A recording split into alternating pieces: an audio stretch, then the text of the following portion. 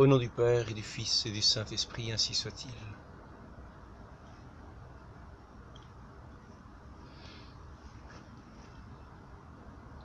Le Verbe du Père. Celui qui est sorti de la maison du Père pour semer la parole de vie sur cette terre, pour renouveler la création tout entière à sa parole de vie. Elle qui était devenue détournée de Dieu à travers l'homme, son chef, qui s'était détourné de Dieu par l'œuvre de Satan,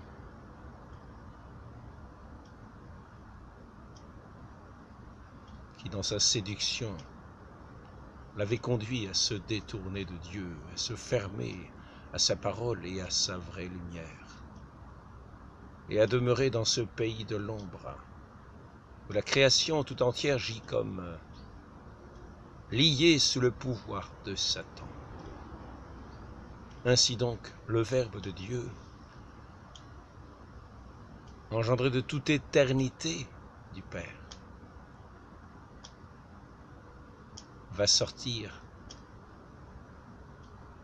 du sein du Père comme le semeur sur le champ du monde pour faire germer sa parole, pour la faire fructifier par ceux qui seront la bonne terre de Dieu, la bonne terre pour l'accueillir, la bonne terre pour fructifier dans sa parole, dans sa volonté, dans son amour. Autant ils fructifieront, autant la mesure qu'ils recevront sera pleine, comblée, débordante. Ainsi, ce semeur, le Verbe éternel, comme sorti du ciel pour venir sur cette terre, y est descendu comme lui-même,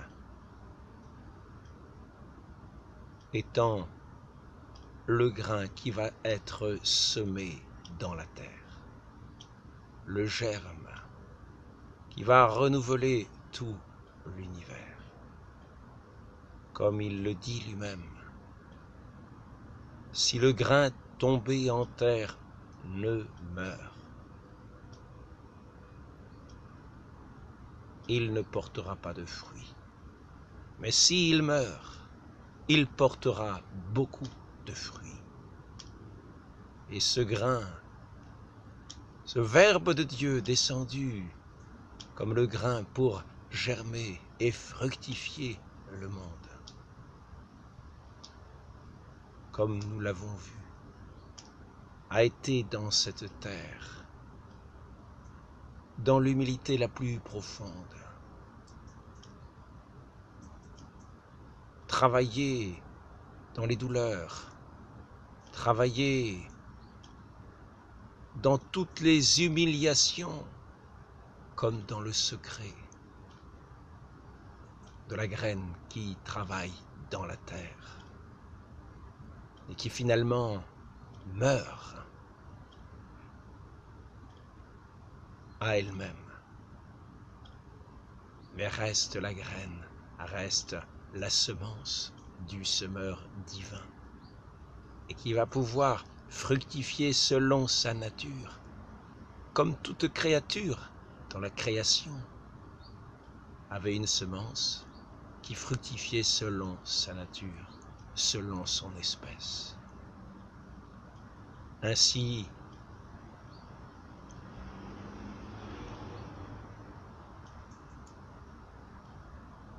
la semence de Dieu va semer pour fructifier en œuvre de Dieu.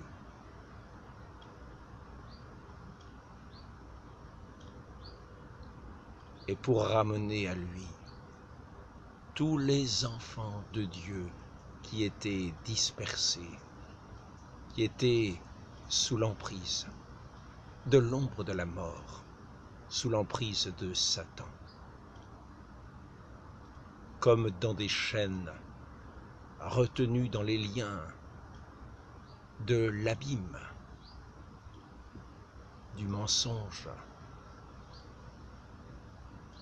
de l'injustice, de l'aveuglement spirituel.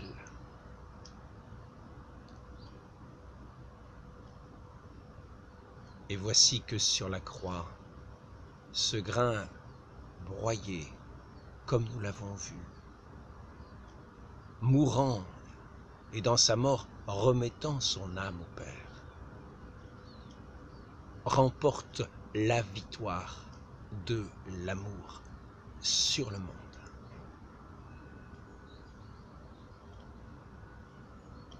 Et ce grain broyé dans sa mort va être mis au tombeau. Le corps de cet homme, notre Seigneur Jésus-Christ, de cet homme Dieu, le Verbe éternel qui a pris notre chair pour prendre place parmi les hommes et relever l'humanité captive, l'humanité morte spirituellement, et la ramener à la vie. Ayant pris cette chair humaine, la nôtre, ayant combattu Satan et ses légions jusqu'à mourir dans la fidélité et l'obéissance sur la croix, où la fidélité triomphe, où l'obéissance et l'amour triomphent.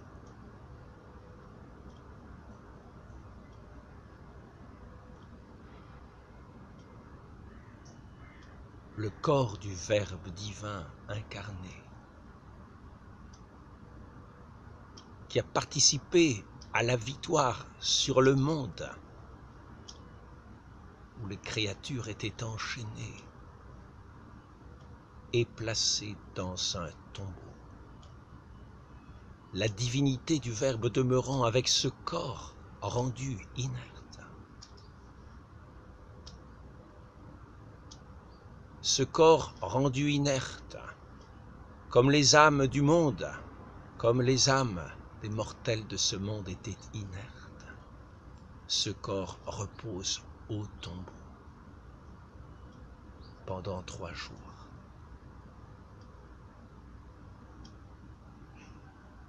Et l'âme de notre Seigneur Jésus-Christ, son âme qui était unie à son corps et qui dans la mort en a été séparée.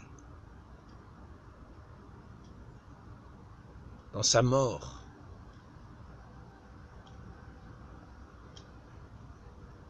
qui est un des fruits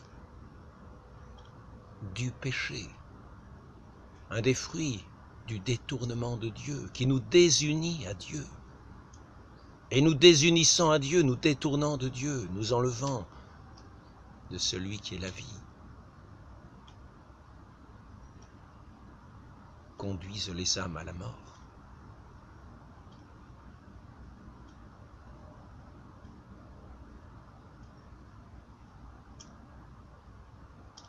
Dont l'image est la séparation du corps d'avec l'âme, comme de l'âme s'est séparée de son Dieu.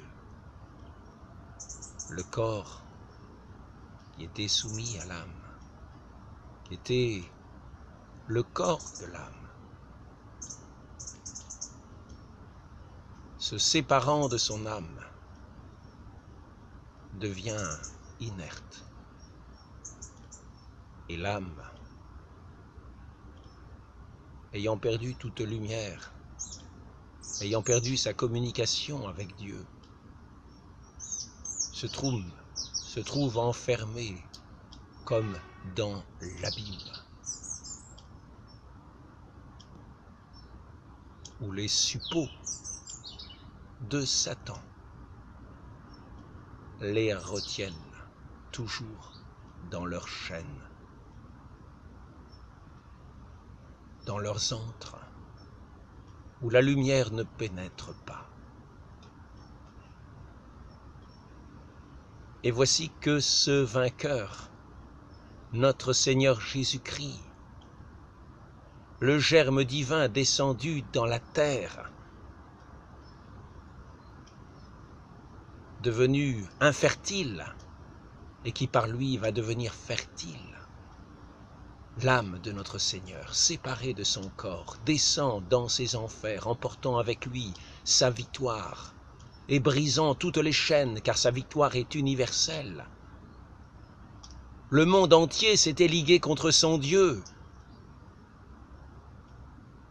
L'univers entier gisait sous le péché, univers non seulement d'esprit, non seulement des anges mauvais, mais univers d'hommes revêtus de chair, où la matière elle-même a combattu le corps du Christ dans ses clous, dans ses fouets, dans ses crachats, dans ses gifles, dans toutes les souffrances qu'il a pu endurer tout au long de sa vie mortelle. La victoire de l'amour, c'est la victoire sur l'univers entier, et c'est aussi la victoire du corps du Christ, qui a participé à la victoire du Verbe éternel dans le monde. Cette victoire universelle descend donc, précédant l'âme du Christ qui descend dans ses enfers, comme la croix, l'arme de la victoire, lumineuse, qui descend dans ces ténèbres obscures pour libérer les captifs qui étaient enchaînés, les âmes captives qui étaient enchaînées dans l'espérance de la libération, dans l'espérance du retour à Dieu. Elle qui leur vie durant ployée sous les péchés quotidiens, ployée sous le joug de Satan, mais aussi certaines subissant ce joug dans l'attente de ce Dieu éternel qui était leur Créateur et dont ils espéraient la libération, dont ils étaient incapables eux-mêmes. Ainsi, le Verbe éternel, descendu du ciel,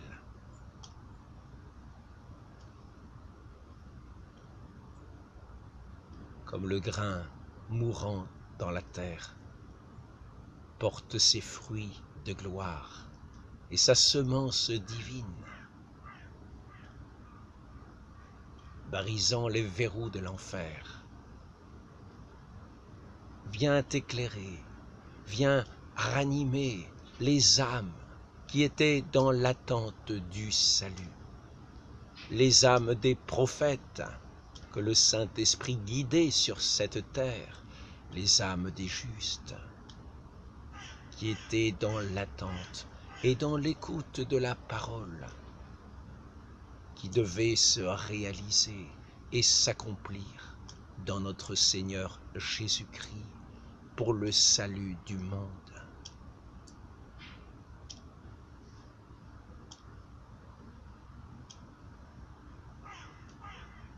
Pensons-nous que cette victoire de notre Seigneur Jésus-Christ n'était qu'une victoire des âmes?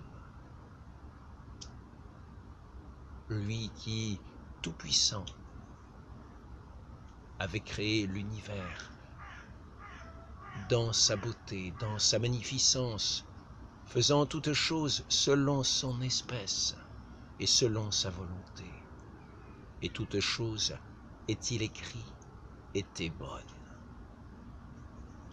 La création tout entière gémissait depuis le péché, où elle était asservie elle-même.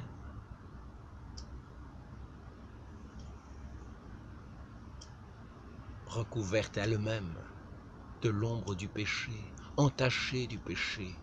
Cette création elle-même était dans l'attente de la venue du Sauveur, afin d'être renouvelée selon la volonté du Créateur tout-puissant sur toutes choses.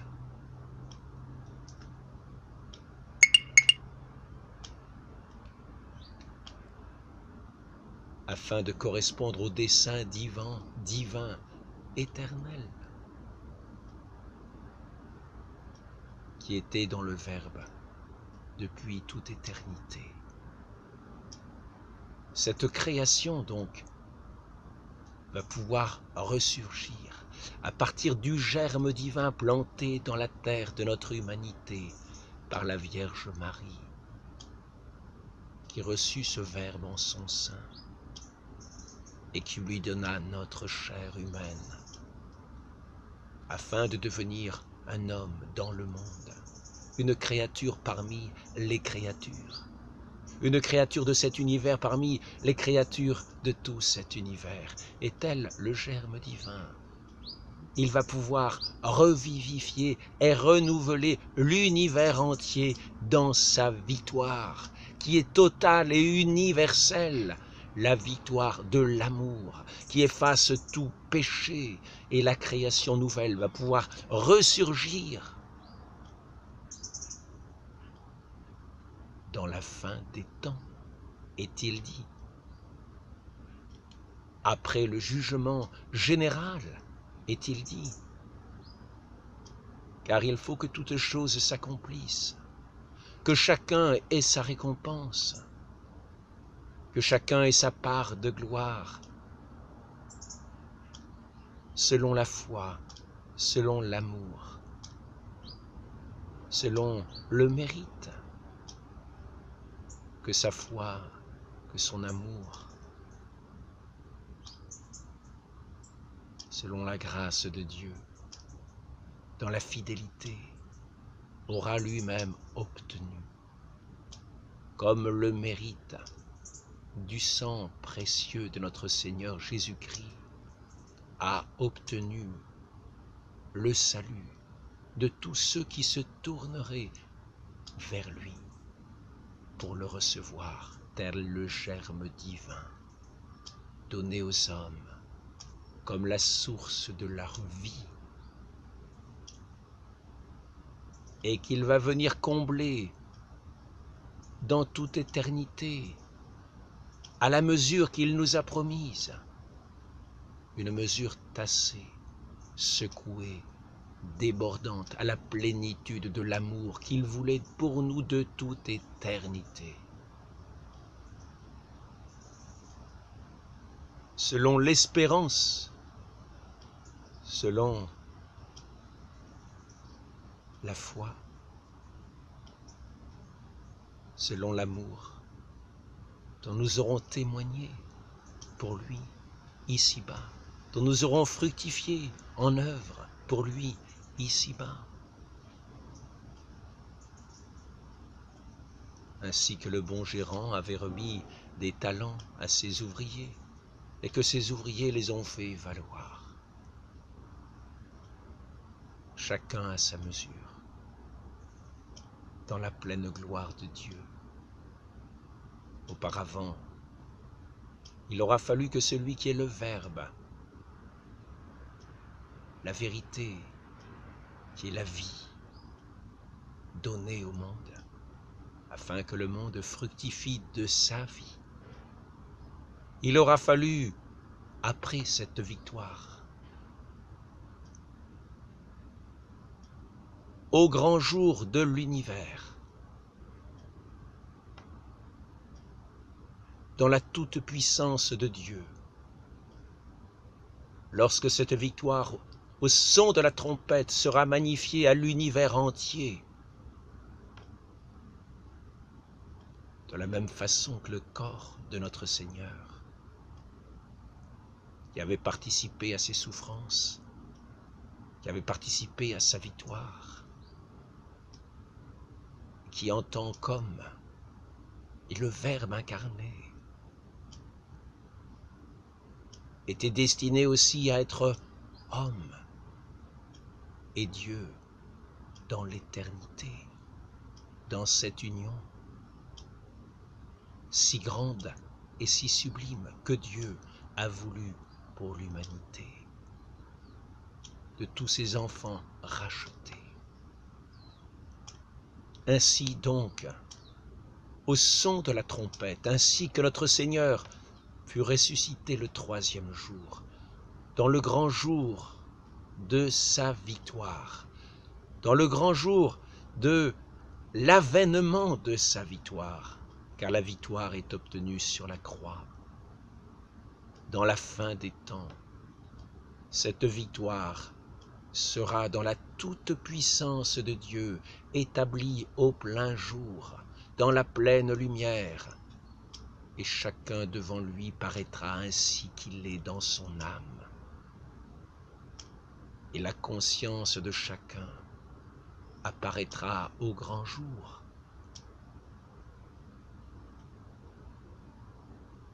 Ceux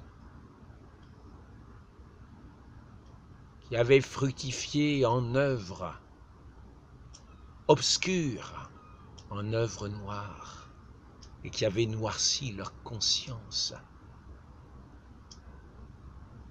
se verront séparés alors du bon grain qui avait été semé. Eux qui avaient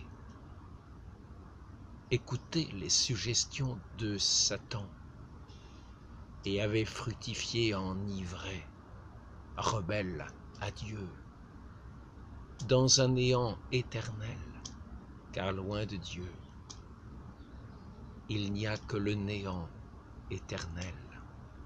Ils emporteront avec eux ce qu'ils ont engendré dans leur cœur, le royaume qu'ils voulaient sur le monde.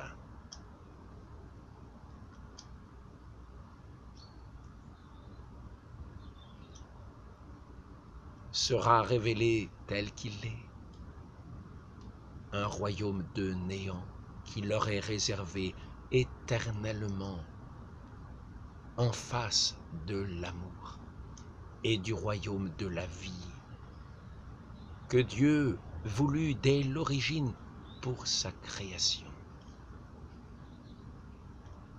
Les démons, leurs anges et leurs servants seront réduits à ce royaume où il n'y a ni vérité, ni lumière, ni amour, ni vie, dans une mort éternelle, dans le néant éternel dans lequel ils s'étaient retranchés pour se rebeller contre celui qui était seul la vie et qu'ils voulaient lui ravir en conquérant l'empire sur l'univers. Ils s'en iront découverts au grand jour, dans des corps ressuscités, hideux, à l'image de leurs œuvres, à tout jamais disparus, dans cet antre obscur qui leur est réservé indéfiniment au milieu des flammes, dont l'ardeur n'aura d'égal que la haine et que tous les péchés qu'ils auront commis et qui n'auront pas reçu le pardon qu'ils pouvaient obtenir. Car ils ont préféré la haine à l'amour, l'ombre à la lumière, cependant que les corps glorieux des saints ressusciteront aussi dans la gloire de la vie nouvelle, divine, qu'ils ont reçue dans la contemplation de leur Dieu qui leur ouvrait leur cœur sur la croix pour en faire jaillir le sang et l'eau, qui était le sang et l'eau, la sève de la vie divine nouvelle, donnée à la terre pour faire fructifier tous ces fruits de vie et renouveler ainsi la création selon la volonté inaltérable, éternelle de Dieu, le Tout-Puissant. Ainsi tout sera réalisé en toute justice et amour, selon le plan éternel de Dieu. Son infini amour et sa grande lumière de gloire qui resplendira dans ce ciel d'éternité, dans cette création renouvelée. Le Christ, l'agneau divin, tel un flambeau, illuminera toutes choses. Ainsi soit-il. Au nom du Père, et du Fils, et du Saint-Esprit, ainsi soit-il.